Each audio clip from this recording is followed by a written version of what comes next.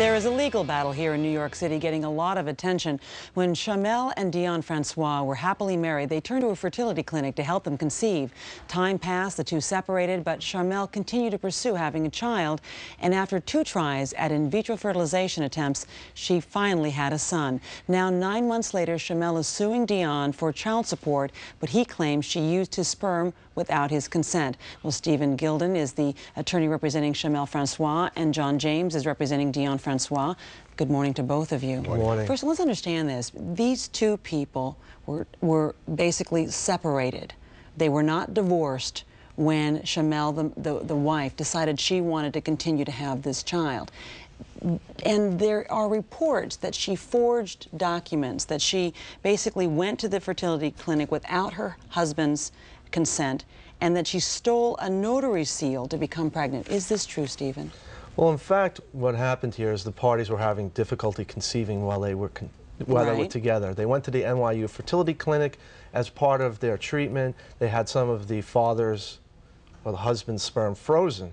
After that point, they physically separated.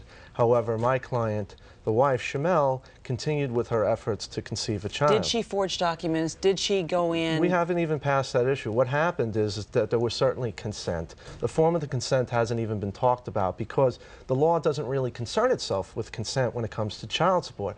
Dating back hundreds of years is a law called the 4 Cs.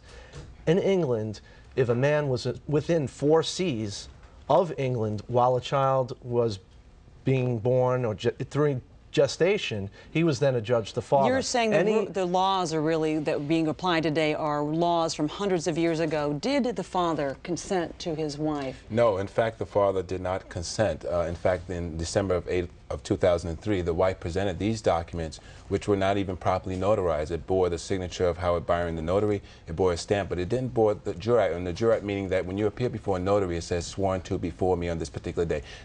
That language was absent from the form, and under these circumstances, NYU fertility clinics should never rely on those consent forms because they were not proper. So you're saying the consent forms were no longer appropriate to be relied on. Both of you had take issue with how NYU has handled this. Certainly. Why? Well, NYU doesn't have any procedures in place, evidently, in order the to procedure release, was to have a was form certainly signed by fallible. both. I mean, Judge Krause was very right when she said that consent is not an issue here. There was certainly implied consent because the father knew every step that the mother was taking, that she continued to go to the clinic, she paid the storage fees, she had the in vitro, and he was very interested in it. And the consent wasn't even reached because consent is not an issue. Any child born during the marriage is presumed to be legitimate. The law will presume legitimacy. It will not support bastardization, and this is about the baby. Well, the baby has to be taken care of. It's very similar to the case of a man relying on a woman who says she's on birth control but's lying, or the birth control fails. If there's conception,